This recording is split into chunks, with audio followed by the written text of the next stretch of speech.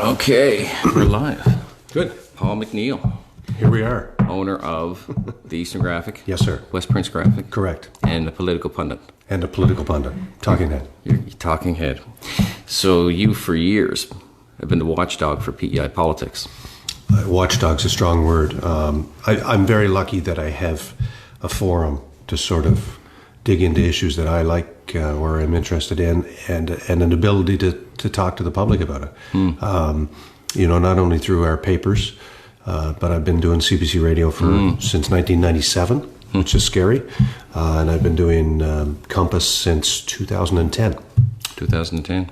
And a lot of people don't know, maybe a lot of people don't know that you and our current premier had the show on CBC in the morning. We did, yes. Dennis was part of the political panel for a couple of years. Yeah. And was very good at it. And he worked for you. Yeah, he basically started his journalism career back working for Dad more than me, whatever year that was. So yeah, he's an alumni. And he's a friend of yours? He is, yeah. It's an interesting thing. I mean, I've sort of become part of almost the establishment, unfortunately, in PEI, and this is the second premier in a row that I've known as a friend. I knew Pat Bin. I sold papers to Pat Binns back as a kid, and I knew Robert Giz when he was running around Brudenell and I was running around Brudenell. Right. Knew Wade McLaughlin through the Georgetown Conference, and have known Denny for 35, 40 years, a long time. Yeah. So I was kind of interested to see how this was going to work, how you were going to go after him, if you're going to go, not to say go after him, but look at him, kind of analyze what he's doing and give him a fair shake like you do everybody else. Yeah, you know what? I don't think I was 100% fair to Denny when he first announced that he was running, because I know him. I didn't apply the same filters to Dennis initially as I applied to everybody else, simply because I know him better than any other, right? So I know his strengths and I know his weaknesses. And I missed sort of the most important thing that he brought to the table post Wade McLaughlin is he was likable and he can connect with ordinary Islanders. Okay. The ability to communicate is a powerful political tool, and he's got that. How's he doing so far? I think he's done, reasonably well so far. He hasn't really been challenged. I mean, the House hasn't sat that long. The Greens have had a couple of stumbles. The government has not looked particularly good with the Lands Protection Act issue. And also, I think the fallout from Dorian. There's a lot of people talking. We're grumbling, and if you don't have power for 4, 5, 6, 7 days, and you still haven't announced what your provincial programs are, and your freezer is thawed out, there's a lot of people impacted directly in their wallet by that.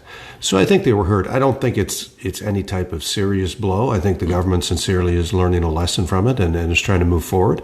But we'll see as they become tested on issues of more importance. I think the lands protection is a real potential to challenge the government because they were elected.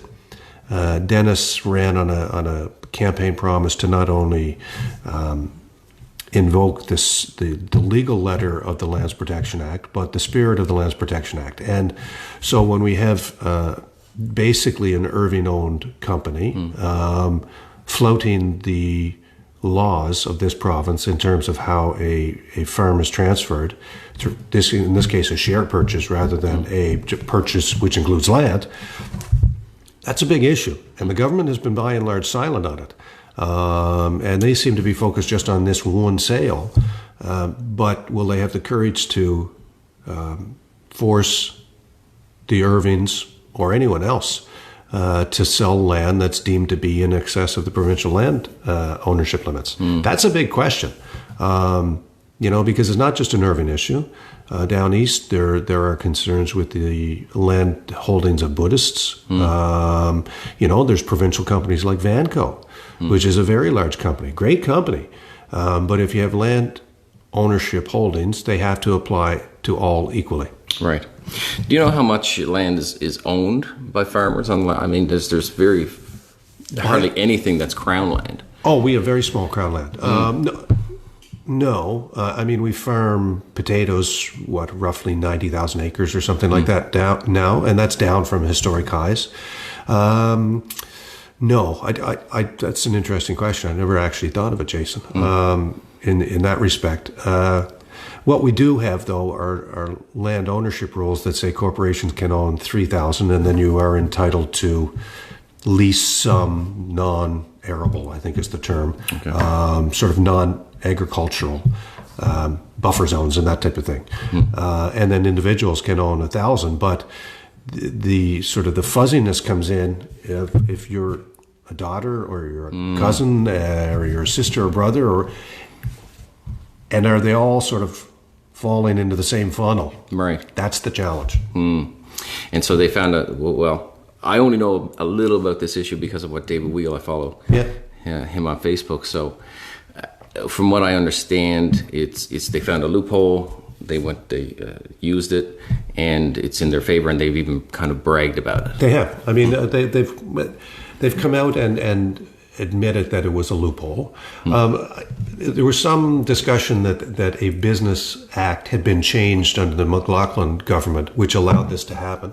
I don't know whether that's 100% case or not. I do know that I think the government should be looking basically at every transaction, pick a time, 5-10 years, just to ensure that it hasn't happened before. We as taxpayers, we have a right to know. Yeah, you're big on that. Absolutely, you're big on that. And the act of the freedom to information. Use that a lot. Has there been any changes in that? It's still a bad act. I mean, our act is one of the worst in the country. It's more about protection of privacy than it is about provision of information. I mean, I'll give you an example. I put in a request for a ministerial briefing note, which is not advice to a minister. It's just the bureaucracy telling the minister, this is the issues that you'll face. I'm into the second delay from the government saying, we need more time to review this. It's a briefing note. It was written to a minister before they came into office. That to me is just a completely unnecessary impediment to public access to a public document. And you were big too. I remember that you didn't want to have to pay for this. Well, I think the public has a right to access government information, and what we've seen with this act, especially initially, was that government would use fees as an inhibitor to access. So that, if I put in a request, or if you put in a request, or any ordinary citizen put in a request, they might say it'll cost you $250 for staff time and photocopying. Right. Well, we already own the photocopiers. We already are paying the civil servant. So where's the cost? Right. Good point. Right.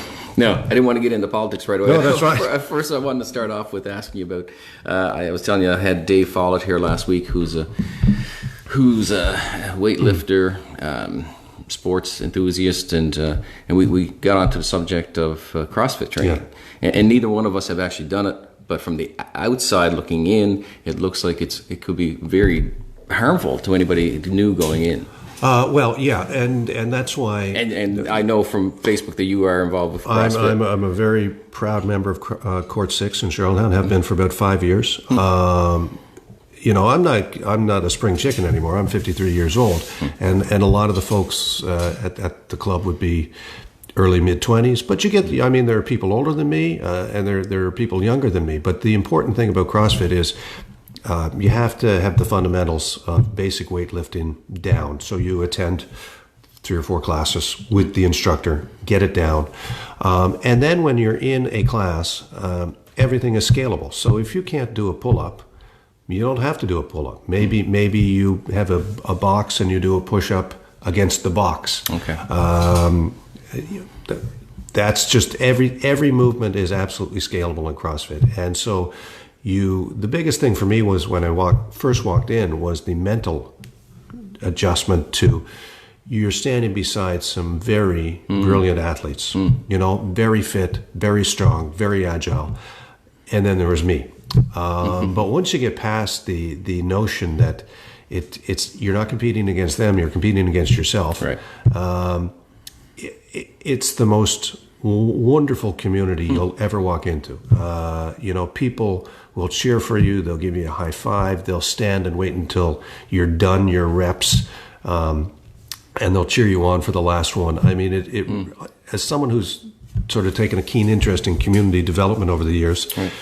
This is one of the best communities I've ever walked in. Is that right? Yeah, and there are two really good clubs in Charlottetown. There's 782 and there's Court 6, and they're both really wonderful organizations. And so having a family around you kind of thing keeps you going, keeps you motivated? Keeps you going. And it's I was in the gym routine and had a personal trainer for a while, but honestly, after a while, I found it boring. You go in and you sort of do the same thing every day. Yeah. This, with CrossFit, it's completely different every day. Completely. You go in, you look at what's on the board, that's the workout. Or you look at the app the night before. And, it combines gymnastics, and it combines stretching, and it combines Olympic weightlifting, and it combines cardio. So you could be rowing and weightlifting, you could be running and pulling a kettlebell up over your head. But the danger would be if you tried to do some of these movements, A, without the knowledge on how to do them in the first place, and B, without having sort of expertise overseeing the class. Right. And the people who coach these classes, regardless of what club you're at, are really good at what they do. And you'd be surprised how few injuries are achieved. Yeah. Okay. Yeah. And do they push you to try to go to the limit? They try to push you to go to your limit. Okay. The best that you can do on that day. No one would ever say, do something you've never done if you can't do it that day. I mean, there are days when you do like 1 rep deadlift reps or whatever, 1 rep clean and jerk. Right. And so that's when you're competing with yourself. Some days you have it, and some days you don't have it. But they're always trying to encourage you to challenge yourself. Right. And without ever being stupid about it. Oh, good. So, and you say 5 years you've been into that? Yeah. Is that right? Yeah. And before that, were you into any sports or? Oh, years ago. I mean, I've always golfed, and I curled for a lot of years, and was a little bit into the gym. I mean, I was sort of at the gym fairly consistently for about 3 years before I started CrossFit, and then I just was looking for something new. Yeah, it does get boring. Yeah. Yeah. And you going back to your father, you say how you knew Dennis originally. It was your father who started off the paper. 1963. 1963. Yeah. He started the paper. He immigrated from Scotland. He ended up in Toronto. He met my mother, who was living there. They moved back to PEI, and he was actually selling advertisement for the Journal Pioneer in Charlottetown. And he was a natural news hound. I mean, that was what he was. He could talk to somebody and find something interesting. And he would go out on these ad calls, and he would come back with story ideas for the Journal Pioneer newsroom, and they used some and they didn't use others, and that sort of frustrated him. So he and Mom scraped some money together, and it wasn't very much, and they looked around the island and they said, why don't we start a paper here? And they started in Montague in 1963, have survived a couple of fires and an awful lot of lean years. But I think he created a legacy on PEI in large part, that news matters, local news matters. Right. And you've taken off from there. Well, I would say I inherited the position, obviously, when he passed away in 1998. I mean, we're very fortunate as a staff, as a company, to have staff members in every facet of the business, from editorial to advertising to production, who've been around a long time, and they know what they need to do, and they know the importance of it. Part of my job is just to stay out of their way. Right. When did West Prince Graphic? 1980. So it's been around. It's not a spring chicken either. But it's a completely different paper in terms of its connection with the community and what the community likes and what they don't like. And that's the good thing. You can't have a one size fits all. And how's the industry? I know you say we didn't talk a whole lot about it, but the industry is changing. Industry is changing. I mean, it's not without its challenges. A lot of the issues in the newspaper industry are because of big corporations making really bad decisions over the last 20 years. That's primarily impacted large daily papers or dailies. Not saying that community papers have not been impacted. They have. If you look at some of the issues we're facing, I mean, a lot of people think that Facebook is a panacea or Instagram. Look, it's a social media platform. It's not a media. And there are so many examples of Facebook, you know, just being an awful corporate citizen in terms of privacy violations, in terms of hate speech, in terms of you name it. And from my perspective as a Canadian, what bothers me as a Canadian publisher is they don't charge HST when they collect advertising sales. Right. YouTube doesn't collect HST. Google doesn't collect HST. Netflix doesn't collect HST. So we've had a federal government, liberal and conservative, who have allowed these social media companies to come in and really create an unfair playing field between traditional media and local and new social media. And that's certainly impacted. A lot of papers across the country won't even try to sugarcoat it. If you look at other jurisdictions around the world, Europe has taken a very strong stand against the social media companies to, in essence, protect the ability to create local content that is sort of above the fray, you know, that you can trust it. You may not like it, but you know they're not going to make stuff up. Right. Facebook is a place where stuff is made up every day. Sure. Every day. And trying to some days piecemeal between what's real and isn't real, what's accurate and what isn't accurate,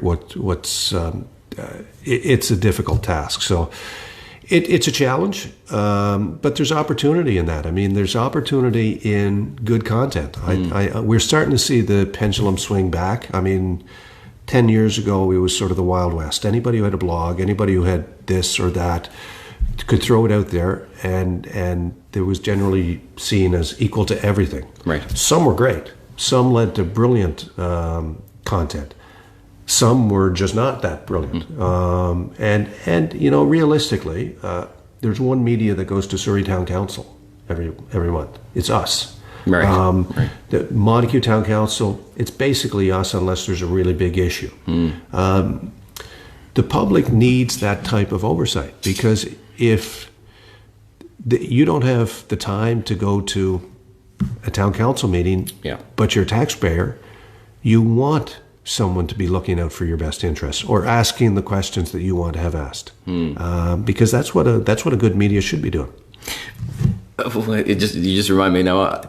A lot of people who watch probably don't know that I worked for you. I worked for the Graphic as a reporter, and something that struck me as so funny is that you wanted to keep such a distance between paying for something. You always felt that if we went to a dinner, right, it was free. It was offered as free to the media, right, but you made us pay. Well, we paid for it. You paid for it.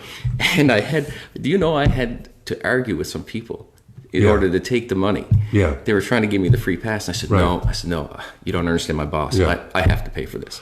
Well, to me, that's just, I mean, it's a church and state, but it's more than that. It's supporting community organizations, right? Sure. It costs money regardless of the organization to put a plate of food on the table. Yeah. And if we have the capacity to pay $15 or $20 or $25, let's pay it. Why be cheap? Support the community.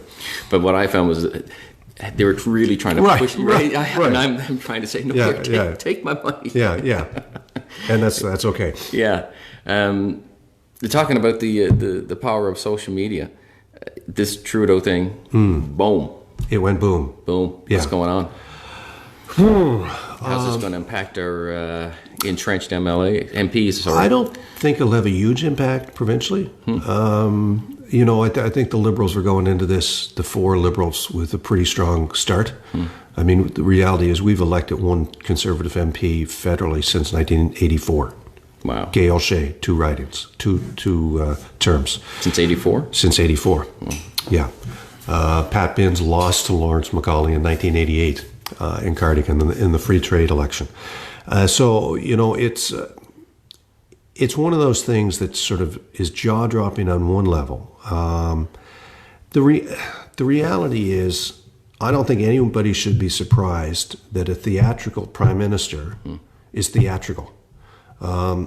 Every step of his existence politically, from the time he gave his father's eulogy in 2000, it was theater. It was. I watched it. When he boxed Brazeau, it was theater. Yeah. And he said he liked the photo. He liked the sort of the image of it. When he went to India and he put on the traditional garb and he was sort of mocked by traditional Indians. Yeah. It was theater. Yeah. Justin Trudeau is a very theatrical guy, and he got caught being theatrical. I think there might be a difference. I mean, when I was in high school, way back in the 80s, there was a bunch of us that did a Thriller routine. I was Michael Jackson, so I was in blackface. Yeah. I had the sequin glove, and I did the really, really, really bad moonwalk. Was that racist? If you look at it through today's prism, some would say yes. There wasn't a racist, to my knowledge, on that stage. We were a bunch of high school kids trying to have some fun. Or is it an homage to Michael Jackson and his work? Correct. Yeah. So that's what Trudeau did, at least in one incident. But the one that, you could raise raise more of a question. When you're a 29-year-old teacher in 2001, what I don't know is when was that done? Was it done before 9/11 or after 9/11? Because if it was after 9/11, it's even considerably worse. Just the way the discussions in the world were going on over Arab relations and all that type of thing, Muslim relations. Yeah. So I don't know the answer to that. But I think Trudeau is back on his heels. He benefits from the fact that the Tories have their own issues with race and are seen by many as homophobic, anti-immigrant, and you just look at politicians like Jason Kenney and Doug Ford, who are sort of leading that. And then Scheer has also lurched to the right, sort of as an appeasement to that area of the Conservative Party, and also to try to keep Bernier at bay with the People's Party.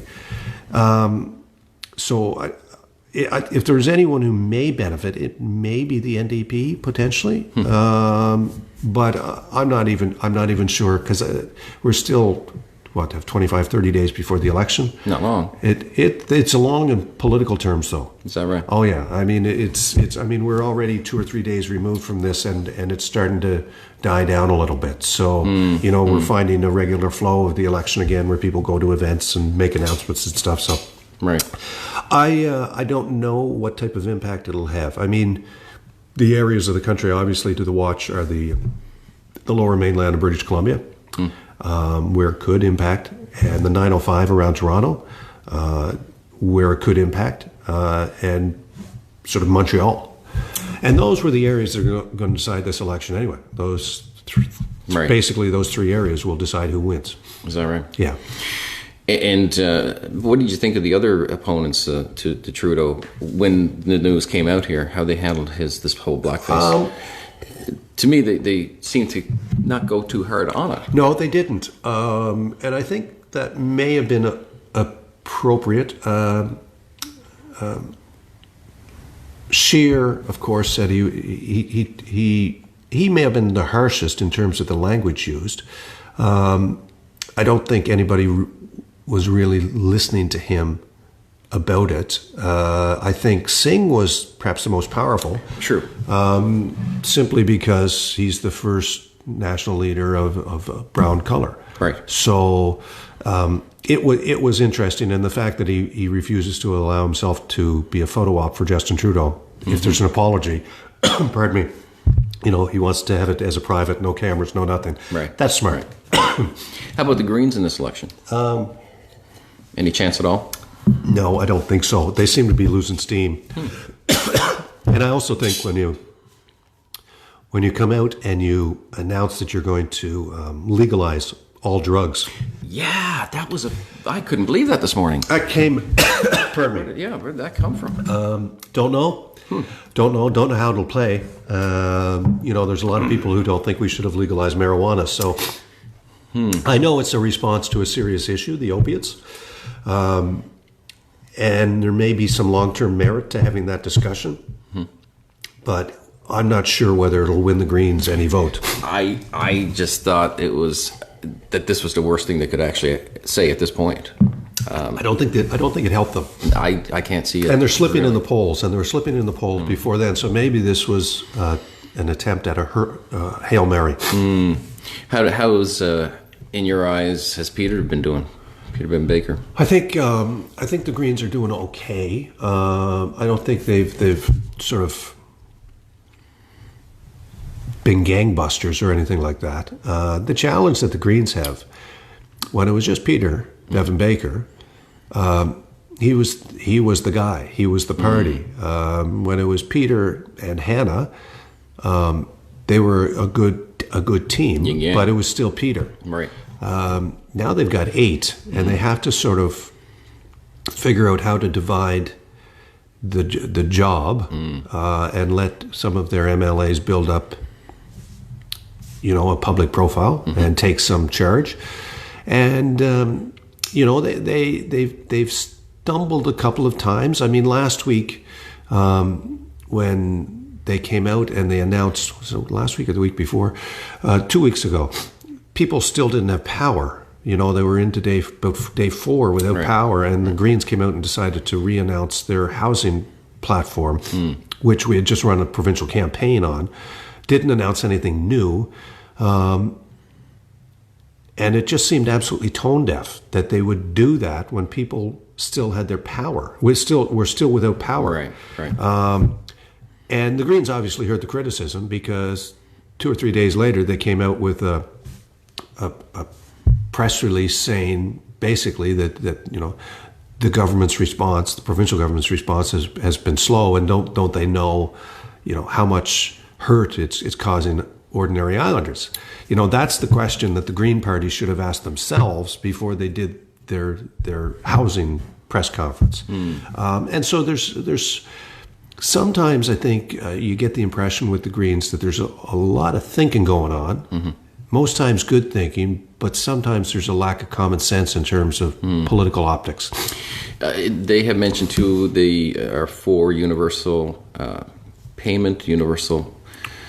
I forget the exact name. Sort of guaranteed annual income. Guaranteed income. Yeah. Where is that going to come from? If that's a good idea. It is a good idea. The federal government has already indicated that it doesn't want to partner with that in anything more than sort of bureaucratic support. In other words, it doesn't want to write a check. Right. I think when you look at some of the issues that our province, our economy has faced over the years, for 40 years, economic development has been built around unemployment insurance, employment insurance.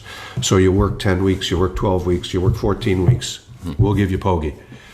We're sort of weaning ourselves off that a little bit, but there are issues within our provincial economy where in almost every sector, there is a shortage of labor. And I think we may want to have a conversation about how do we encourage more people who are collecting unemployment to take some type of job. Some type of job without punishing them. It's, the way that EI has operated in the last number of years, and there has been some sort of relaxing of the rules, but we don't make it easy for somebody to have a second job. We don't make it easy for someone to make a decent living. And if you talk to people in the road construction industry, they're starved for workers. Even in my business, for the first time in my memory, I couldn't find a reporter right away. I had to wait 3 months to find one, which, has never happened before. And the issue is only going to get worse because the average age of an islander is 44 years old. So if you sort of run that down the 5 or 10 or 15 years down the road, right, who's going to provide the services? Right. Who's going to pay for the services, and what services are they going to have? I think that's the real challenge of our time, because that's where we need new bodies. We need new islanders. So that's where the call for immigrants to come to down. Is that where a lot of this is coming? I mean, we've seen a boom. Well, I think PEI back 10, well, probably it was under, PNP started under the Binns government. Okay. In a big way. But it was really ramped up under the Giz government. And I think initially what happened is that it was used as a way to generate wealth for the provincial government through fees, to generate revenue for a lot of businesses, some more reputable than others. It was a way for some friends of government to be rewarded when they shouldn't have been rewarded. But it didn't do a whole lot for the island's sort of population growth in terms of attracting people who want to stay here a long time. I mean, for a lot of years, we've had one of the worst retention rates in the country. A lot of people will come and stay for a little bit, if they stay at all, and then go on to Toronto, Vancouver. We're changing that a little bit because the program has been changed, so we're not getting as many immigrants to the province. It's not necessarily a bad thing. And hopefully the ones that are here want to stay longer, because we need them. We need them, but we need the ones who are going to work. We need motivated. Yes, that's right. We've seen a lot of big population of very rich people coming to the island. Correct. And I don't think they're here to work. No, some have bought businesses. The regular jobs. Some have bought really neat businesses, good island businesses, and have made a go of continuing it. But I suspect your business is in the same. You got to find bodies to offer care to people. That's a challenge, because we just don't have the young folks who are going into nursing or whatever levels of care anymore. So how are we going to do it? And with the rise of the minimum wage, what do you think of that? Is it just going to harm us in the long run? Everything else has to go up? Well, I think you have to understand about minimum wage, and this is why guaranteed annual income is a good idea, in my opinion. The primary beneficiary of minimum wage increase is the provincial government, because they generate more tax revenue for themselves. They're getting more back than the actual employee is in getting new salary. Right. So, it's one of those issues. Yes, we have to pay people fair wage, but not every island business has the ability to transfer those costs on. So it has, if you're going to increase it, it's got to be predictable, and it's got to be stable, and it's got to be known well in advance. And some of the issues that we've seen with this provincial government, previous one, is sort of the increases in quick step.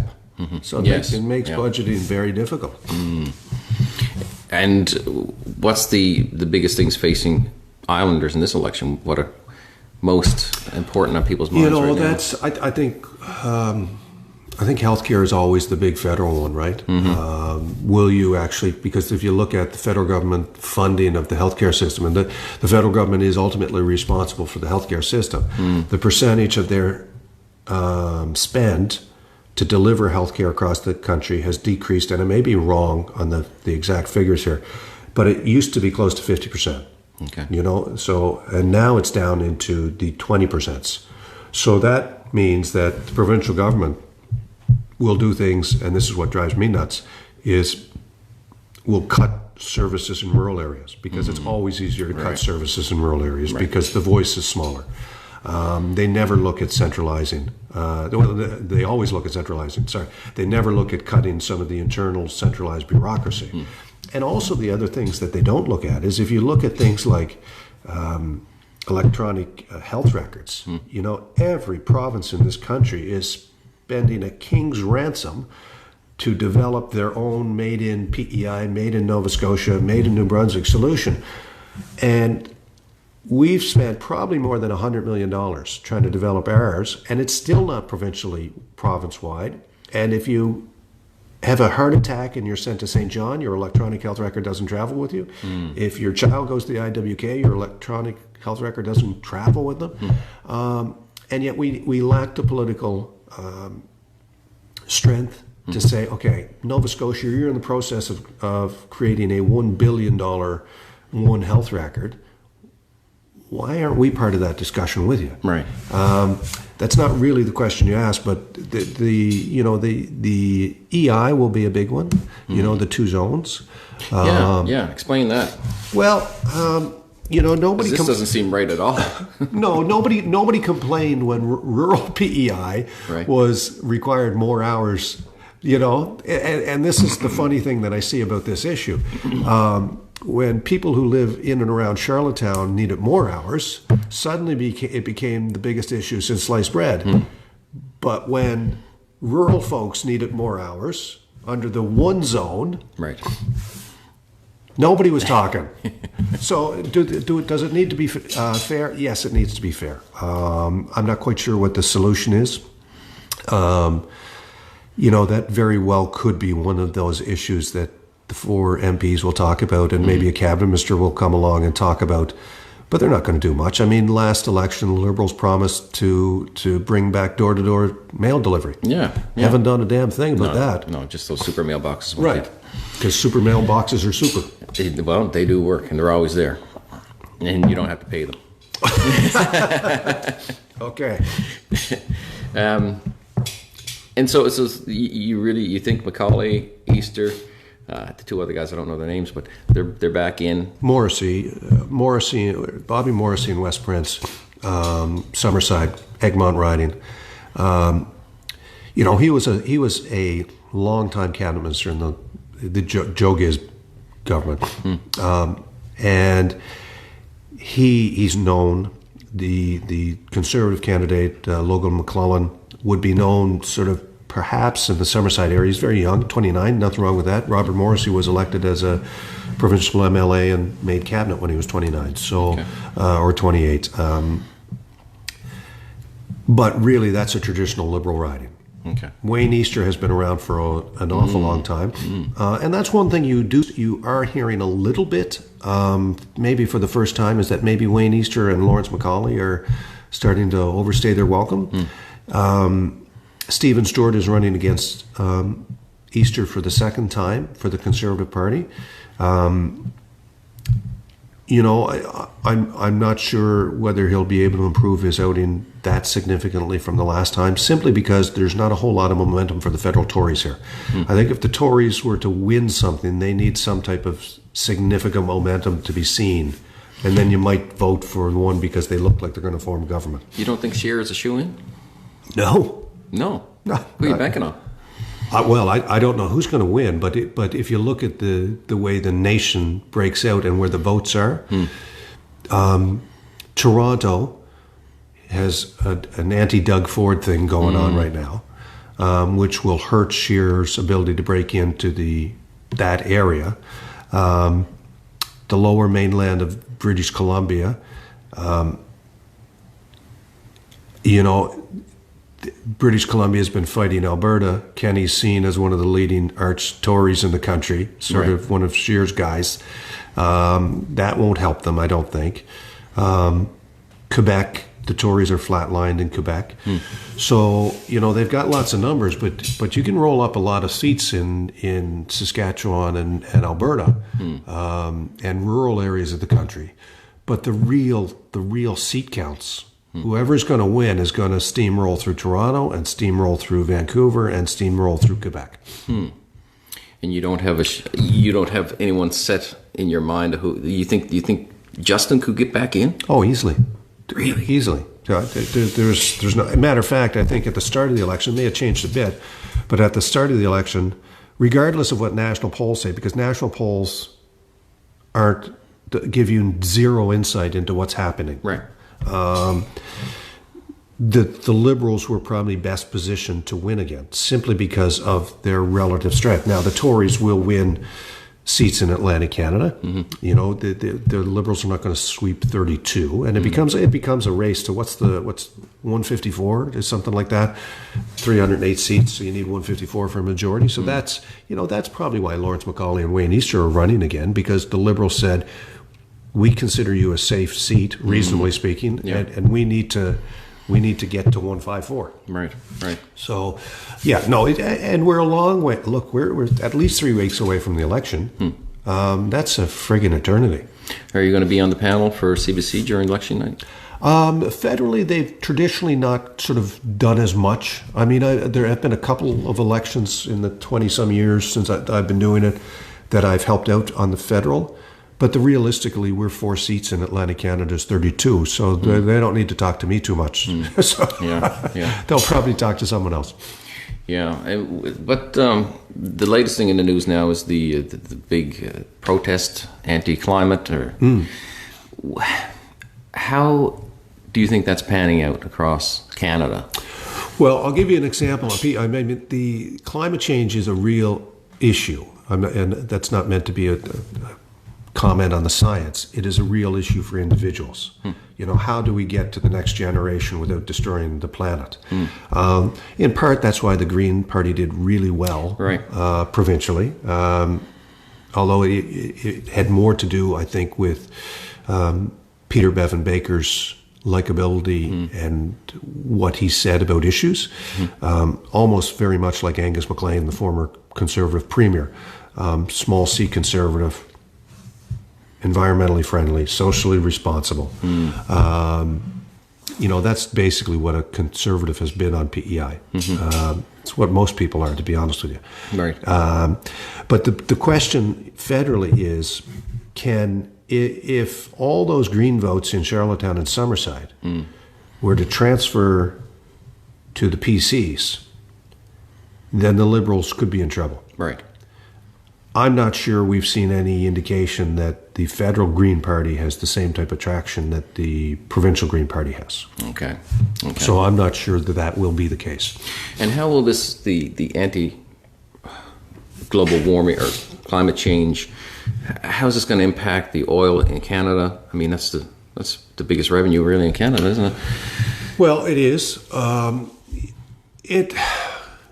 Some people would just want to shut down the pipelines, shut down oil. I heard an expert, someone on the pro-climate change, he was here for a rally or something last week, and I heard his interview, and I thought, that's one of the most superficial interviews I've ever heard. He offered no solution. His rhetoric was, we can shut down the oil industry in Alberta and Saskatchewan, and just replace it immediately with sort of new energy, and that's good rhetoric, but in reality, that's not what's going to happen. I personally have concerns that we can't get Canadian oil in Atlantic Canada. Right. You know, a lot of people would say I'm wonky on that, but I think, you know, because Quebec basically said you're not running that through a pipeline through Quebec, right? That it's not going to happen. Just philosophically, it's less about the oil and more about how do you build a federation. You know, how do you build a country? We're a federation where you need to talk to people and understand and try to reach a compromise. Right. And on this issue, there's very little compromise. There's very little sort of middle ground discussion. And that's a bit concerning because the reality is Alberta generates a lot of wealth. Alberta generates a lot of wealth in Prince Edward Island. Right. With the number of people who live out there, who work, who come home for 1 week or 2 weeks. But when they're back here, they buy a truck, they buy a car, they buy a house, they buy dinner, they send their kids to UPEI. It doesn't mean that we can't change the economy. The economy will change eventually. I mean, it'll come to that. But to simply say, shut her down now, just it runs completely counter to the facts out there. Well, I spoke to Peter Bevan Baker when I spoke to him. I asked him the same thing, and I don't think he had a real solution for me either. I was trying to get to the same thing. How are we going to transition? This is going to take time. It's going to take a lot of money, a lot of training. We just can't simply put the brakes on. Correct. Everything would shut down. Everything would go bankrupt. Correct. So how are we? It seems to be this real big push through the people. We want climate change to end, and we want to do it now. Right. But are they thinking about the reality of what they're asking? I mean, everybody wants to see the future bright and sunny, and for things to be clean and nice, good air. But we got to think about the reality. We're in a mess. How do you get out of it? How do you get out of it? I mean, the issue, the reality down south of us is not helping the scenario. Look, I think we are already passing along significant debts to our kids. I mean, just look at our provincial government debt or federal debt. That's a burden that they can't pay. And at some point in time, when interest rates start going up and we're not able to churn our provincial debt, it's going to become an issue. Just as this is an issue, we need, like every major decision, ultimately it requires courageous political leadership to say, this is the way we're going, this is how we're going to do it, and this is why we're going to do it.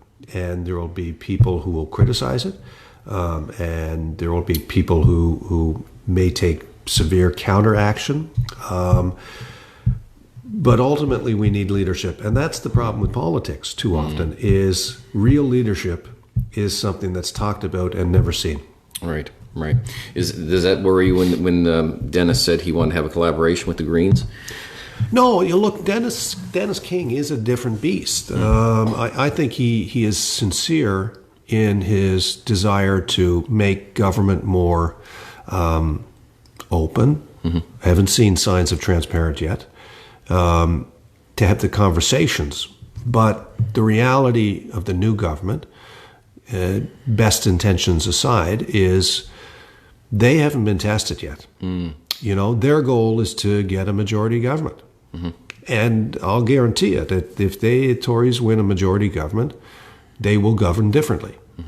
Now, they've done some substantive things. I mean, the change to the standing on the legislative committees, that's not insignificant, because governments have always been able to have a majority and sort of dominate what's said, who's called, how issues roll out. That majority's gone. But that was going to be gone anyway because of the way the rules are structured and the number of bodies that are apportioned to each political party. So I think the Premier is sincere, but I also think that he hasn't been tested yet. Do you think there's a big divide growing between the whole country? Oh, it's huge. I mean, it's huge. You have someone like Jason Kenney, who I think is one of the smarmiest politicians in the country. You know, when he was in Stephen Harper's cabinet, I mean, he was the guy who played the race card in the last federal election. He is mean-spirited.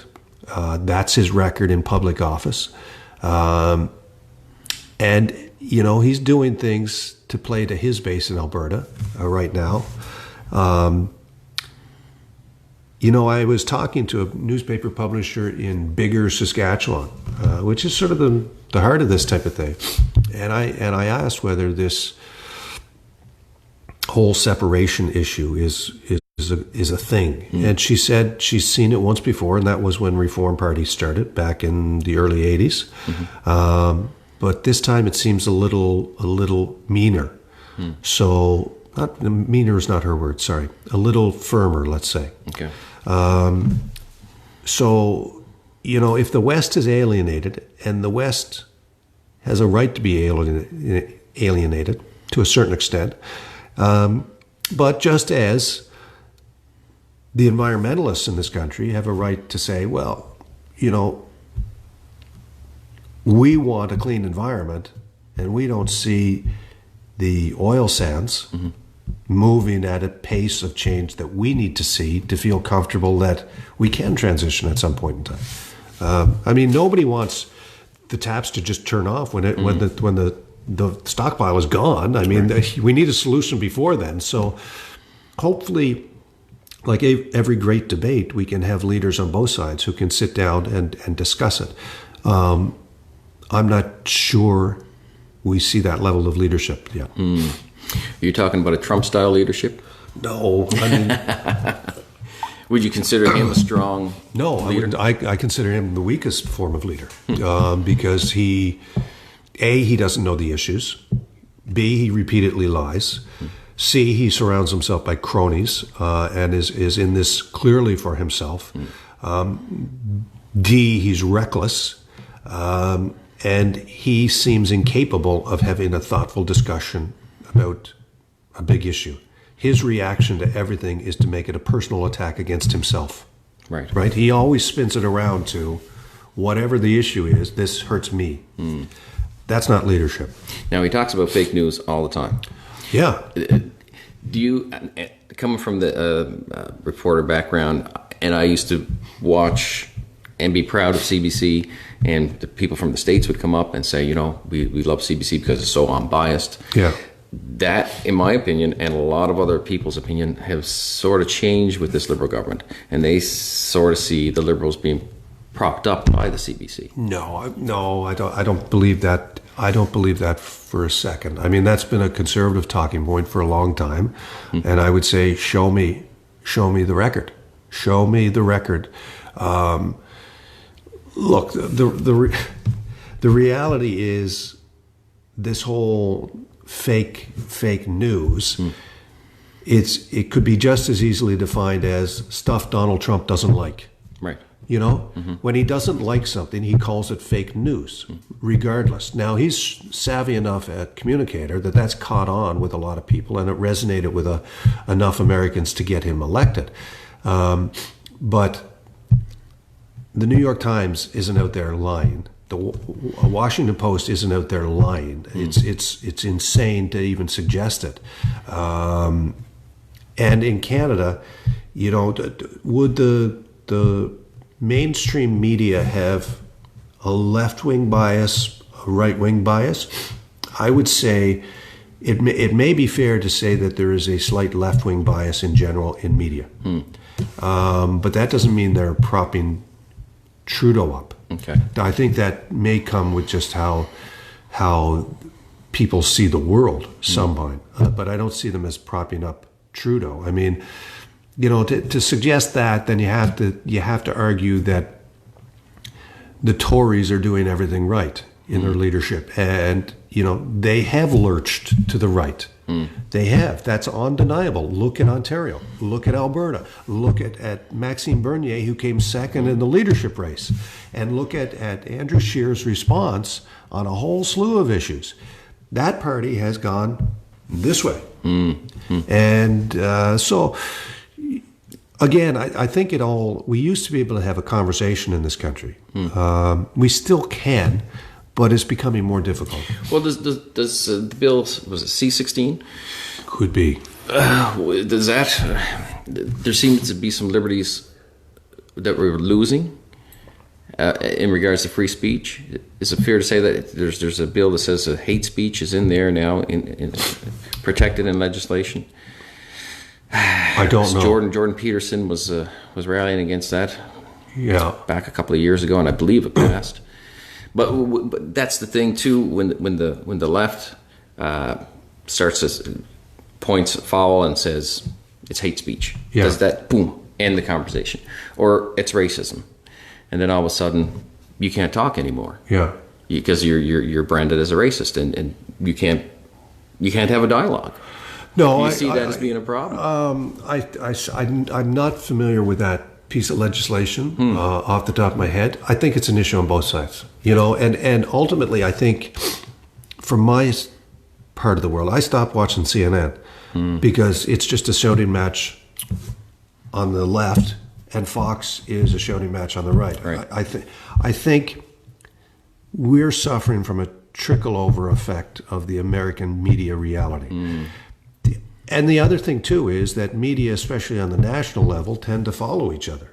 So, somebody stands in front of a microphone and everybody covers it basically the same way, except puts a spin in. If it's the Sun newspapers, they're going to be right-leaning. If it's the Financial Post, they're going to be right-leaning. If it's the Globe and Mail, well, they'll probably be a little left of center on social stuff, but fiscally they're going to be a little right-leaning. If it's Toronto Star, that's the Liberals' paper, so they would say. So I just, it's, America has a big impact on us. And it's about how they do media, what the media are saying, and then we try to replicate it in some ways. And I don't think it advances our country at all. Is it a tactic, you think, by the media to draw people's attention, since there's so many diversions out there now? Do they have to go hard and try to come up with... Look, there's so many ways to get your voice out now that it's difficult for a thoughtful voice to find an audience. That if you're a yeller on the national scene, you seem to get a larger audience. But you're talking to your own people. I mean, that's one of the things about Facebook that is troublesome, is you can't have a conversation on Facebook. It's impossible, because my followers I would think the majority would sort of say, yeah, we disagree with some stuff, but he's okay on some stuff. Some, they don't like what I do. That's good. But you can't, it's like yelling in a vacuum. I'm going to shout something out today, and then 5 people are going to like it, and 3 people are going to comment, and you're going to say basically the same thing every time I say anything, and I'm going to be happy because I think I've done my job. That's a problem. Right. Do you think maybe the media is responsible for a lot of these splits now within all the different countries? Brexit, Australia, I think have some upsets over there. America. It seems to be all around the Western cultures. I think it goes beyond the media. I mean, Donald Trump is a product of the media, his own media. But the issues that allowed Donald Trump to become elected go far deeper than the media. I mean, people were angry in Wisconsin and Minnesota and Pennsylvania and Detroit. They were mad for a long time because the federal government would pay lip service to them. That's an issue of both the Republican and the Democratic Party, and sort of the breakdown in governance in Washington. They are so, and you know what? For the 8 years that Barack Obama was president, and the 8 years that George Bush was president, it's just ramped up. When George Bush was president, the Democrats said, there's no way in hell we're letting that guy get ahead. When Barack Obama was president, there was no way in hell the Republicans were going to let that guy get ahead, or his agenda. And when Donald Trump is president, there's no way in hell again from the left side. So, the media is a piece of it.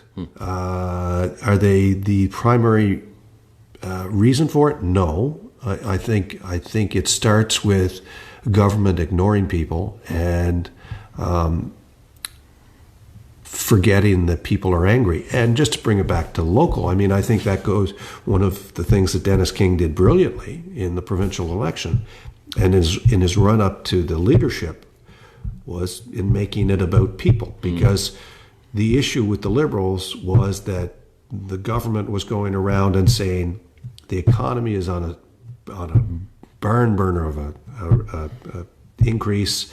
We're doing better. We're the best in the country in terms of how our economy is growing. And yet you talk to ordinary islanders and they didn't feel that they were getting a piece of that. Dennis King tapped into that anger, especially in rural Prince Edward Island. And that's the same anger that existed in, a lot of states. I remember I was down in the States a couple of years ago, and I was talking to this seemingly successful business guy, smart, and he was from Missouri, I think. And he wanted Trump elected. He just wanted somebody to do something. Right. Drop a bomb. Just do something, literally. Right. That was his level of anger at the government in Washington. Didn't matter whether it was Republicans or Democrats. He just wanted somebody to change them. How about when they talk about the gun rights and taking those? They seem to get really divided on that issue. Are we talking federally or Canadian or American? American. Well, the NRA is such an entrenched, powerful lobby. it's difficult to even have a conversation. I mean, how many mass murders have occurred? If you can't change the law after Sandy Hook, when somebody goes into a school and kills, or Columbine before that, there's little hope. But again, that's a leadership question, because if you look at how the American system is funded, it's special interest groups and PACs funding the election of politicians who they think will always side with them. Now, the NRA has taken a bit of a hit internally, with Oliver North, who was their president, sort of taking on the long-term CEO Lapierre and accusing him of corruption. That's really dinged the NRA from an inside perspective and has hurt its credibility, but it's still an incredibly powerful lobby organization. And also, too, there's a difference. You know, America was formed through a war, Right. with Britain that they won. So guns have always been there. It's not necessarily the same thing in Canada, although we have had our moments with gun ownership, and it's certainly something that would be more prominent in the Western provinces than it is. Not that guns aren't here, and not that people don't have a fervent thought on gun ownership in other regions, but in the West, it's particularly strong. And we haven't had this sort of things happen here, luckily, that they have in the States. And I think the big thing is the type of guns that are being sold, the assault rifles, which who needs an assault rifle? Right. And handguns. Shotguns, it's used for hunting. Correct. Right, and rifles. It's not my thing. I'm not a gun guy. I don't understand why basic common sense can't. Again, automatic rifles, machine guns, they should be military. Right. Yeah, really, they should. Right. How do you see the world stage right now? When I watch the news now, I can hardly see anything good. What's coming down the pipe? What's going to happen in the world scene? Is it just me, or is it a lot of people feeling this way? I think you got to change the dial and find better news sources. You know, as I said, CNN, I don't watch it anymore. Fox News, I can't watch.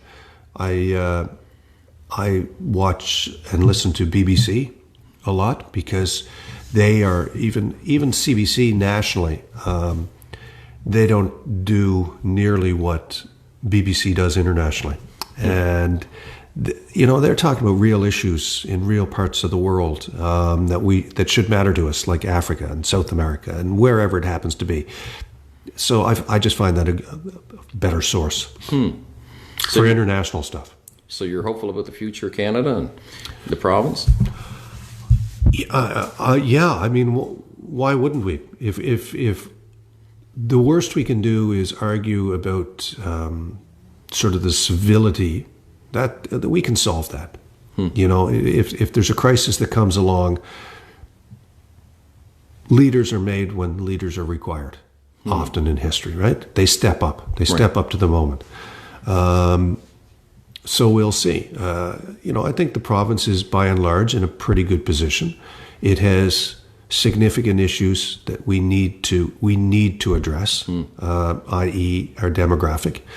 And not only that, but how do we ensure that we're a welcoming province and welcoming communities, and how do we work to bring newcomers into our community? So it's not them and us, it's we.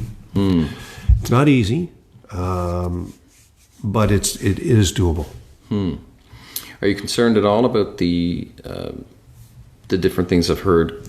I don't know if this is true, but some people say that there's being money laundered coming into the country, that the business is being bought and kind of left to rot.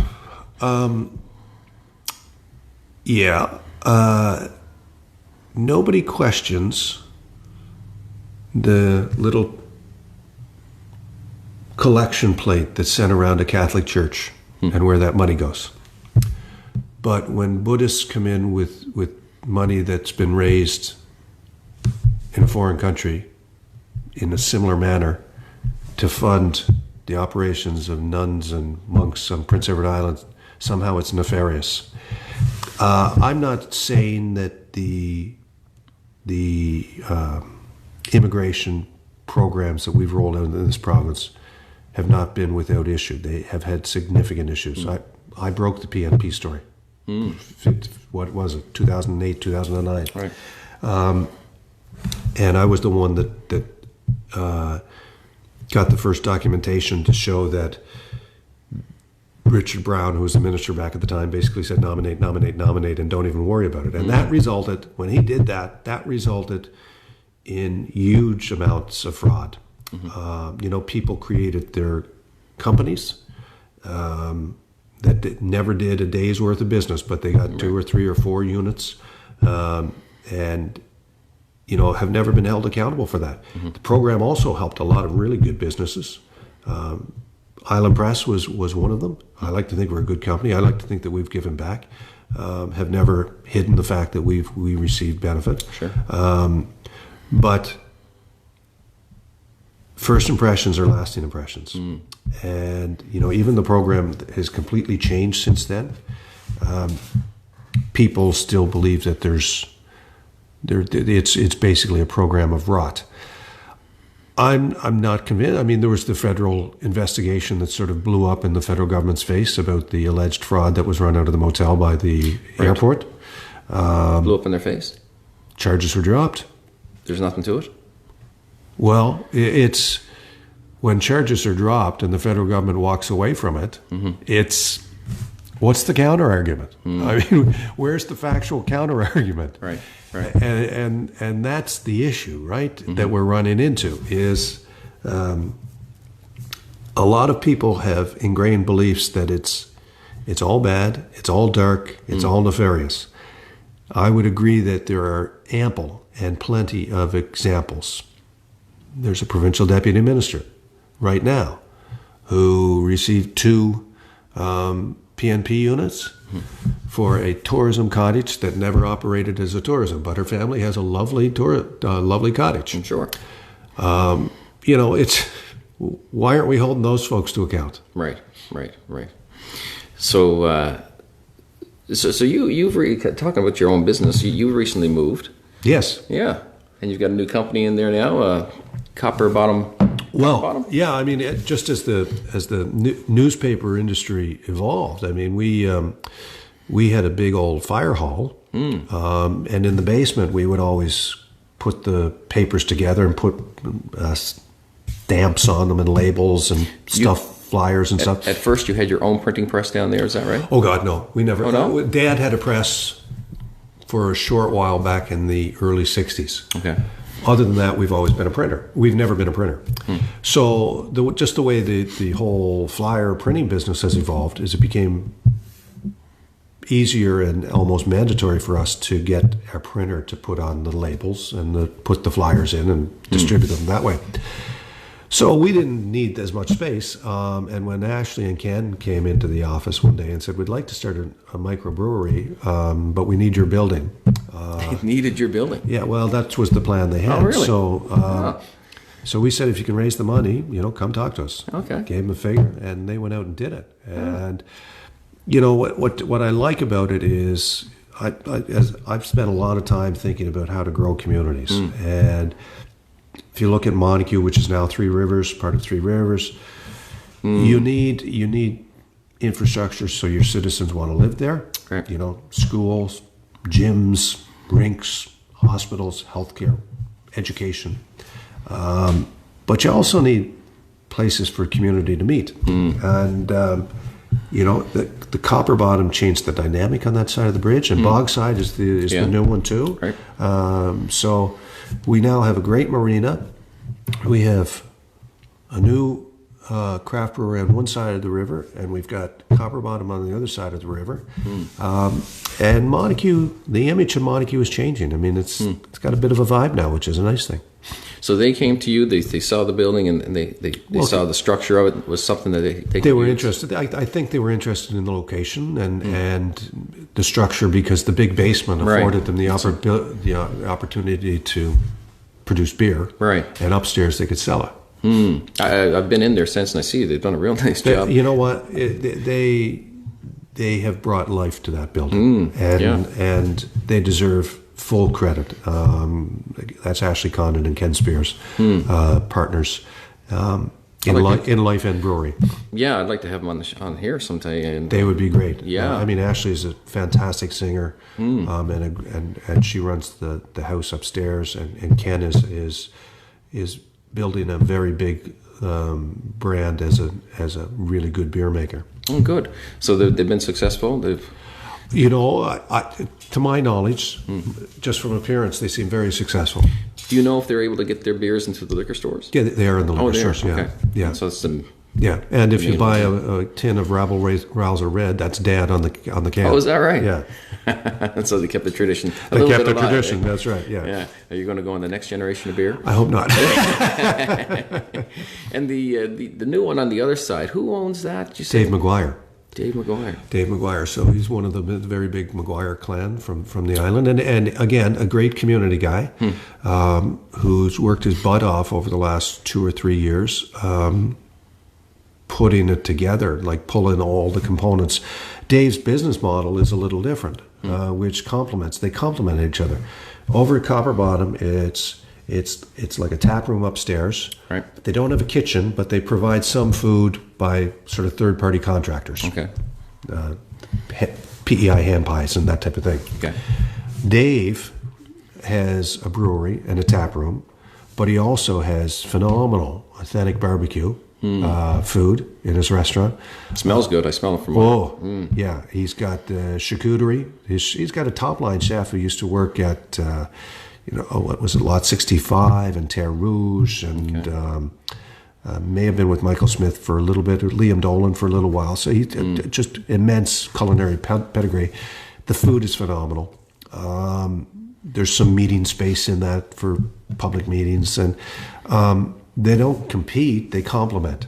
Right. And so Montague now is a destination for craft beer fans. And, I'm not a huge beer drinker anymore, but the people who like craft beer will travel to taste it. There's quite a few people who do that, who come to the island and go around and just visit all the different breweries. Yep. I really didn't think it was going to take off. When I heard that the initial craft breweries were starting up, I thought they're going to be dead in a year, but they've grown. They've grown. They've all grown. They've all absolutely. Yeah. So it's good for them, and I don't drink anymore either. So the craft brewing industry actually reminds me of what I've heard the community newspaper industry was back in the early 70s. Is that right? Yeah, a lot of sort of independent souls just following their dream and talking to each other, sharing information. How do I do this? How do I do that? Right. What's the best way? At some point in time, big corporations are going to come in and start buying some of these operations, and then it'll change a little bit, but hopefully the spirit will last for a long time. The Irvings are staying out of it for now. If the Irvings bought a craft brewery, I'd be surprised. Yeah. What else are they into? They've got pretty much the whole island. Or I shouldn't say the whole island. They've got Camp Building Supplies, Irving Gas. The Irvings are a big corporation. They're not to mention, go back to the Lands Protection Act. One of the first things I mentioned is they own a lot of property on PEI. And that's the other argument for those who have a voice for the Irvings, would say that, well, they brought a lot of businesses to the island. They supplied a lot of jobs to the island.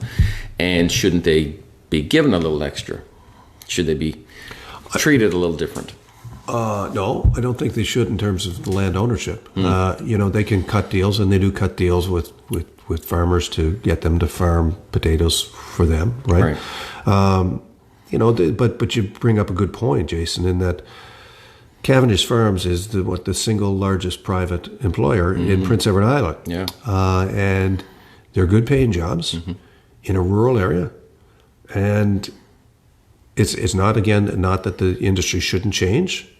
All industries change. But you can't, it's reckless to say just shut them down and lock the door, and we'll become this wonderful island where we can grow everything certified, organic, and that type of thing.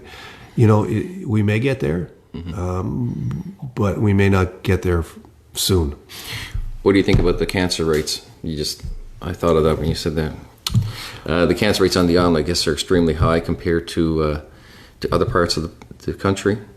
This is something I heard maybe 20 years ago. I don't know how they sit now. I don't know. A lot of people are blamed the pesticides, the different chemicals they spray on the crops. Well, if there's no correlation. I don't know. I mean, you look at smoking rates in the island, and we're still it's lower, but it's still amongst the highest in the country. Maybe. I mean, for certain pesticides, over the years there would have been science to connect dots. Asthma is a big issue on PEI. It's massive. Does it have an impact? Is it part? I don't know. I know that there are a lot of really good questions that should be asked and investigated. I'd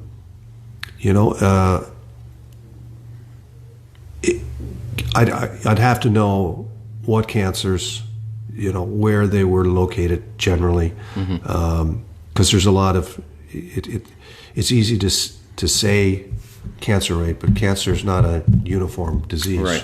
Right. And the vaping now, I guess. Well, I'd say just ban it. Well, that was my savior kind of thing. I thought, I transitioned from smoking. Yeah. I started vaping, and I wasn't doing it for very long before I just finally gave it all up. Yeah. But I thought, this is what a great way to go. Right. It's just vapor. It comes out. There's no tar. There's no. There's some nicotine, but there's been a recent war on vaping and saying there's several people who've died now from vaping. Well, there seems to be a growing amount of evidence that people who vape, in small numbers at least, can run into very significant health issues. And then there's also, I think, increasing evidence that a lot of the young folks, or a number of the young folks who take up vaping, are transitioning to cigarettes. That's the weird one. I never saw that coming. Well, why wouldn't you? If you have somebody who's doing this, I guess. Right? Why not try the real deal? I suppose. At this age, when I'm trying to get off it, right, I saw it on the other end. Correct, yeah. Couldn't see it on that end. Yeah. And it still surprised me now when I go by school and I see young people smoking. I thought, wait, really? Yeah, That's not dead yet? It's less than, I think we're down to less than 20%, maybe 15 or 18%, but that's still a number of, it's a significant number of islanders who still smoke. Yeah. You don't smoke anymore. No. What do you do now? What do I do? Besides CrossFit? I like walking golf courses. Travel anytime. You don't have to ask me twice to get on a plane to go somewhere. I'm have weaned myself off a lot of my National Association work. I was president of Newspapers Canada for a couple of years, and that was a 20-year commitment. I'm involved in Rotary and Chamber of Commerce now. Rotary, I'm chairing a housing committee, trying to figure out if there's a way for the Montague Rotary Club to help ease the rural housing crisis, which is very real. I like doing stuff where you can have an impact on community and put the dominoes in place that need to be there to take the next step. And it's challenging. You don't want to do something if there's not a challenge. For me, it's fun. It's a way. I always perform better in life when I have a big project or have something going on to sort of take some of this brain Twitterdom away. Do you know you have a reputation of being a kind of serious guy on the island? I do. You know that. I do. I was scared to go work for you. Yeah. Oh, is that right? Yeah. we were told. I think before I started with you, there was 2 guys you had fired before me, and I think I was going in on their boot. I haven't fired that many people over the years. I actually hate that side of the business. Oh, it's horrible. Yeah. But I was going in with this idea, and people were saying to me, you're going to work for Paul MacNeill. He's a hard ass. I think that's more bark than bite. I would think that people who know me know I'm pretty relaxed. I can be as serious as anybody. When you're given forums, like CBC in particular, to go on Compass, which is, a lot of islanders watch Compass. Oh, yeah. Amazing. Or on CBC Radio, or even writing a column every week. That's serious stuff. And I've always sort of taken the I'm very lucky, and I've never forgotten how lucky I am to sort of have those forums to sort of espouse whatever opinions I may have. And I honestly, I do think the PEI still needs independent, critical thought. We've lost the ability to think critically about a lot of issues.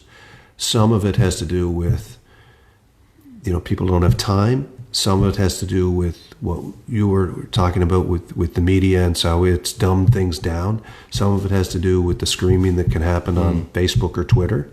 I've even tamed over the years, and I like to think that I'm probably a better writer today than I was 15, 20 years ago. Certainly, as you get older and you get more experience, that helps if you're willing to use it. You must put up a lot of criticism too for whatever you write in your paper. Or yeah. How does that affect you? Do you just wash it off? It doesn't. Doesn't. I've always said that the greatest thing about being me on PEI is people have the right to call you an arsehole to your face. If you were in Toronto or Montreal or any big center, right, you'd be literally just a talking head. Right. And I kid about being a talking head, but really on PEI I'm a talking head, but I'm also a talking head that's accessible. So if people are angry or pissed or they want to give an odd accolade or whatever, I'm easy to find. Have you ever called it really wrong, or you're sorry for something you said or wrote? There would have been a couple of times over the years where in hindsight I became too personal. I just allowed the conversation to go in a direction that I didn't want it to go. And, when you're in my position, you have to be really careful of that. Because people don't pay you or respect you to be personal. They pay you for your opinions that are supposed to be based on fact. So it hasn't happened often. I have very few regrets. But you just have to be aware, because it's a privilege to do what I do. For as long as I've done it. I mean, radio for 22 years, Compass for 10. The Graphic, I moved back to PEI in 95. So it's not my first rodeo. No. Radio for 22 years. CBC Radio for 22 years. And how did that gig happen? Donna Allen, who is the executive producer at CBC, she's sort of the chief person. She needed a new panel. And for some reason, I think I had just started writing a column for the Graphic, and they reached out and said, would you be interested in coming in and testing for this thing? Right. So I had no experience, but I went in and I sat with 4 or 5 people, and they said, okay, you can do the radio panel. And I said, okay. So I started in the fall of 97, which was nice because Dad died in May 98. So he actually heard my first political season of panels, which was nice. And I've been doing it ever since. And Donna and CBC have been very kind to me over the years in terms of offering me forums. I mean, they let me host their call-in show for 4 years or something on radio, right? Which was a lot of work, but it was fun. When you're a newspaper guy, let alone a community newspaper guy, when you can be on CBC radio and television, it elevates your image, your brand, whatever you want to call it. It helps in everything you do. One complements the other. Correct. I think a lot of people would look to you for political advice and who to vote for, maybe. Do you think you can offer that, or I would never. You'd never try to? Never tell anyone how to vote. I mean, for me, the important thing is vote. There's no such thing as a wasted vote, too. I mean, sometimes some of the bigger parties, the Liberals and Tories, will say, well, if you vote for the Greens or if you vote for the NDP, it's a wasted vote. Well, no, it's not a wasted vote. It's a vote, and every vote is equal, and your job as a party is to get to the number that means your person is elected. Right. So I just think that I live in a bit of a bubble sometimes. People will look at kids nowadays and say they don't really know, so we shouldn't let them vote when they're 16 or whatever, right? There's been some talk of that. And yet no one has an issue with someone who's 75 and has voted for the Liberal Party or the Conservative Party in every election, federal and provincial, since they were allowed. Yeah. For no other reason than that's my team. That's your team, yeah. Doesn't matter what they're running on. They're bad. We're good. Let's get going. Right. You know, I think as a society we make better decisions when the electorate is informed. So I would never tell anyone how to vote, but I would hope that they would all, to the best of their ability, inform themselves on the issues that matter to them. And I've heard you say before that you would never enter politics. Is that right? No, I'm not a party guy. I mean, as soon as you enter that political environment and you pick a side, you're sort of stuck with it, whether they do good work or they do bad work. Right. And you know, that being one factor, the other factor is I sincerely believe in the importance of a strong press holding government to account. I think it matters. I know it matters. I know what we do at the paper matters. And I think that in some small way over the last 25 years or so, I've contributed to the discussion of politics on PEI. Oh, for sure. And, you know, I've outlasted a lot of politicians. That's right. That's true. And you know, the island is littered with former politicians. And it must be one of the toughest things to do is to go from having everyone call you yes, minister, or yes, madam minister, to being out of work. Right. Or to walk away from it. I don't have to worry about that. What do you think of the salaries for the average MLA in the island? Is it exorbitant? No, it's not exorbitant. What bothers me is that they have the Indemnities Allowance Commission, which comes in and they shuffle some paper around and they come up with this magic formula every year that says they should get 2 or 3 or no increase, and they base it on factors like the role of an MLA, how much an MLA in Nova Scotia or New Brunswick makes. It's absolutely nothing. Regional averages have absolutely nothing to do with it. Right. The reality is the ridings in Prince Edward Island are among the smallest in the country. Historically, the PEI legislature has sat for fewer days, among the fewest days in the country. And, you know, $65,000 or $70,000 for an MLA when the average salary on PEI is $28,000. Wow. That's not bad. That's not bad. And when you're an MLA, when you're not in cabinet, you can still do outside gigs. Right? If you're in cabinet, you can't. But if you're in cabinet, you're making, $135 or something like that. Premier's $150, $154. Plus the perks, you get your car paid for, your gas, or a check for $700 or $800 for a car. You know? Right. So yeah, there are significant perks. Would I want to be a politician? No, because you lose absolute control of your schedule. You know, especially if you're the premier. You know, you're going to be at this chicken dinner and this coffee shop and this press release or press conference and this wake. That's a good thing. I think too. I've always wondered how much power does the premier have, really, in that position? Is he more of a puppet figure as any president, or the people at the top? Are they really pulling the strings? The biggest issue that just about every new government faces when they come in, because they all come in with a desire to affect positive change, is the bureaucracy and its ability to push back against any major initiative. Because if a government has been in for 2 terms or longer, there's a good chunk of the bureaucracy that has been appointed by that government. So I was told a few years ago, maybe 5 or 6, that one of the most powerful politicians in the provincial government was a former Binns cabinet minister, who I'll refuse to name right now. And the reason was because he had hired a whole bunch of low-level and middle managers in his tenure who now are senior. And so he still would talk to them and, you know, put... look, I think a premier if they have a desire to push something through, they can push it through. Sometimes, if depending on what it would be, they may need to sort of show the civil service that they mean business, and that may mean firing sort of a deputy minister who doesn't want to play ball. That doesn't happen very often.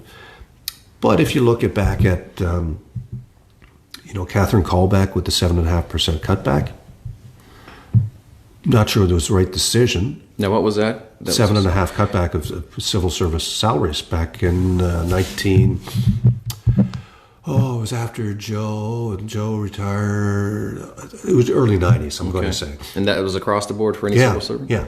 The other option she had as the government head at the time was to fire X number of bureaucrats to balance the books, because the state of the province's finances at the time was not in very good shape.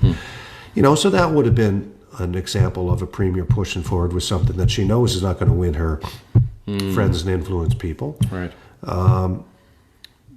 Wade McLaughlin, when he was premier, he did a lot of structural changes within government that you and I wouldn't see on the outside, right, but have changed how government operates on the inside. Again, I think we've had so much wishy-washy leadership by and large over the last 20 and 25 years. The public is sort of starved for the potential of real leadership, and we just haven't seen it. What would it look like to you? How does that look? I mean, like you say, they have to deal with the bureaucracy. They have to deal with all the people in their party. How do you go above the party? If you can you be outside of the party thought? You could potentially. They do it up north. I'm not necessarily sure how much better that form of government is when you just elect MLAs, and then from the MLAs they elect the premier and that type of thing. The problem with the parties is there's always been sort of an IOU. Now, one of the big things that the McLaughlin government passed was changes to how parties are funded. So corporate donations can't be made in the same way that they were done before. Okay. That's not an insignificant change. That's because every year in May, when elections PEI would release the list of donors to political parties, there was always, the government would always say, didn't matter whether it was Pat Binns or Robert Giz or whoever, they would always say there's no correlation between who donates to the party and government policy. Bullshit. Bullshit. There's an absolute correlation. And that's another problem. As a premier or prime minister, how much do you owe those companies who are the people who are giving you the money? Well, in the past, I think some companies have done very well, and they've helped grease the wheel politically. That's the system we had. But when you eliminate corporate donations, that's not insignificant. We don't really know how that's going to play out or whether there are ways around it, but it is going to be one of the things that we're going to have to watch. So maybe that was endearing to people too when the Green Party said that they would not accept donations. Well, they were going They were going for smaller donations, right? And that was one of it. I think Peter Bevan Baker has created just this powerful presence in PEI. He's earnest, he's thoughtful. He's not prone to overblown rhetoric, and he seems sincere.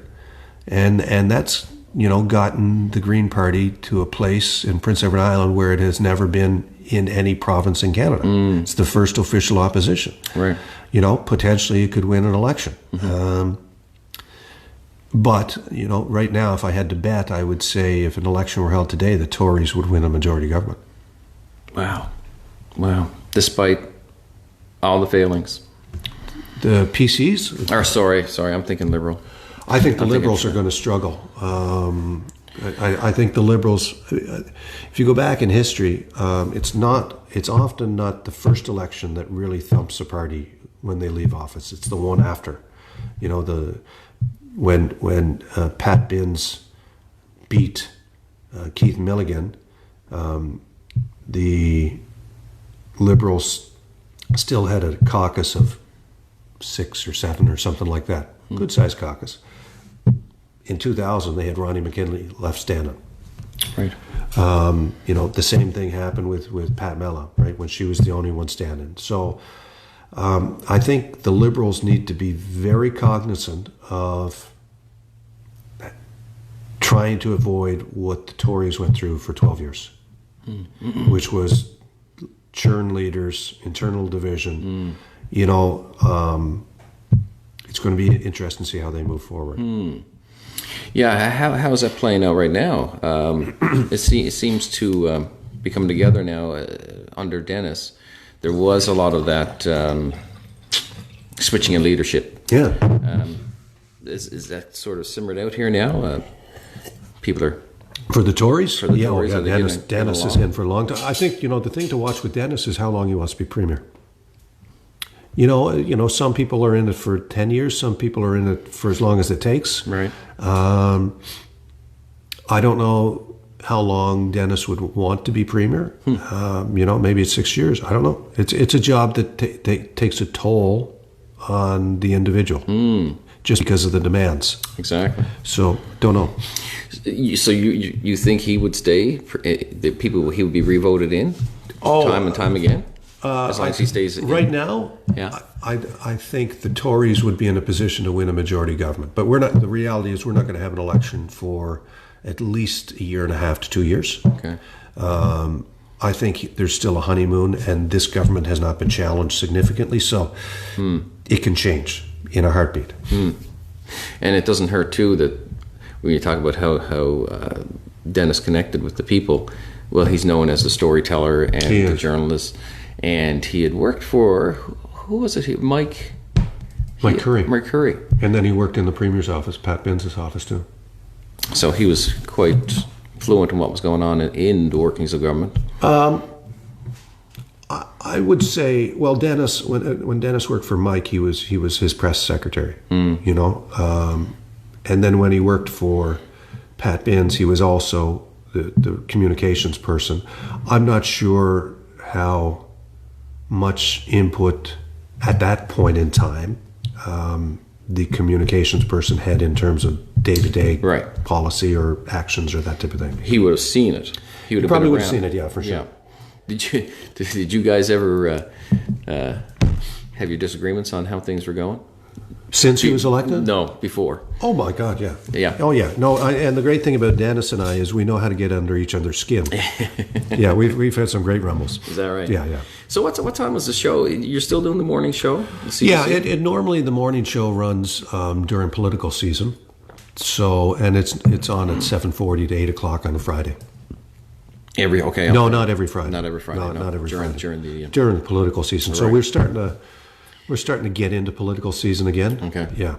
And was Nancy there as well? Nancy Key was on. Yeah, there's been a lot of people who I've sat beside who have gone on to really great jobs. Yeah. And she's a Supreme Court Justice now. Yeah, and Dennis is Premier. And, Jordan Brown was on the panel for a while, and he became a Liberal cabinet minister. And who knows, he may want to run for later. I don't know. He's fairly young too, isn't he? He is, yeah. You're surrounded. I've got a whole slew of people who've gone on to bigger and better things. You're giving off something, eh? Yeah, I don't know about that. But anyway. So how long do you think you're going to be in this business? Only the shadow knows these things. Yeah. It's a business I love. It's still impactful, not without its challenges, but that sort of makes it fun too. Because there is opportunity and challenge, always. Anything big you're thinking about through work-wise? Not today. Not today, no. And even if I had the big thing, I'm not sure I'd tell YouTube. Well, fair enough. You want to talk about weird stuff? Weird stuff? Yeah. What do you mean? The Navy in America said that they've come out and said that the UFOs are real. I saw that. They didn't say what the UFO was. They just couldn't identify it. Exactly. Right. But it is a real thing. Yeah, it could have been like a Russian. Who knows? It could have been something, right? Who knows? Yeah. It's interesting. First time that they've come out and confirmed that. Oh, is that a first time? Okay. Apparently so. Yeah, that this is the first time they've actually confirmed that they didn't. They don't know what the hell this thing is. I didn't follow it that closely, to be honest with you, Jason. No, just to bring that up, there's a friend of mine. He said he saw 2 stealth bombers pass his house last week. I didn't know. I don't know if they're Canadian or not, but I don't know if we have stealth bombers. That's what I thought. So I looked it up. We don't have stealth bombers. We don't have stealth bombers. No. So he must have been seeing some American ones. He could be. Yeah, he put it online and he put it out there on Facebook and said, "Anyone else see these stealth bombers?" And sure enough, a few people wrote back and said, "Yeah, I thought I was crazy too, but I've certainly seen them." Wow. This was in Nova Scotia. How could you tell they were stealth bombers? I don't know. I haven't had a chance to sit down with them. I'm going to see him next weekend, but okay. Yeah, I'm going to ask him. That's interesting. I mean, there could be a million reasons for that. It could be an air show. It could be, and they go. It could be going to a military base anywhere in the world. It'd be impressive to see. They would be. Yeah, I mean, military is particularly impressive when it's not firing its guns at anyone. Well, this is it. What do you think is going to happen in Saudi Arabia?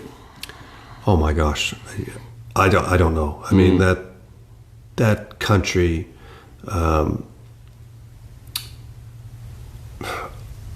Look, it's tyrannical. It treats dissidents with disdain and kills them, as we saw with Khashoggi. Yet because they sit on top of one of the biggest volumes of oil in the world, they're sort of treated with kid gloves.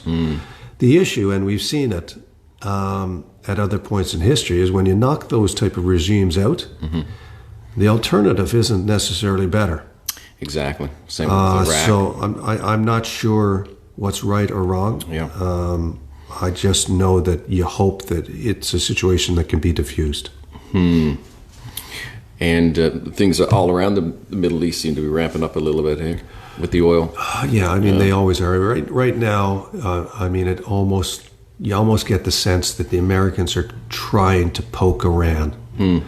That's what it seems like, because war, confrontation, historically has been very good for elected politicians. And business. And business, yeah, absolutely, yeah. In America. Yeah. Aren't they still one of the biggest makers of weapons? If not the biggest. The biggest makers of weapons. Yeah. So they create a war. Well, I shouldn't say they create a war and fund the war. We hope we don't do that. Right, yeah. No plans. Anyhow, anything else you want to add? No, I think this is great. This is a great chat. Yeah. Oh, I know something. How about Afghanistan?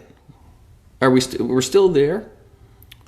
Wow, you're Canadians? asking me. Remember, I'm a community newspaper guy, right? I know. Well, while you're here, I want to pick your brain. I don't know enough about Afghanistan or where we are right now. And I'm not sure either if we're just over there as a peacekeeping force still, or what's happened since. I thought we were out.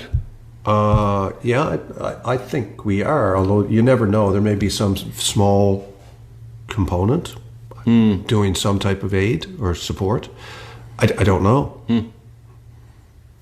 Well, we'll have to look into that. There you go. That's your project for Sunday night. Yeah.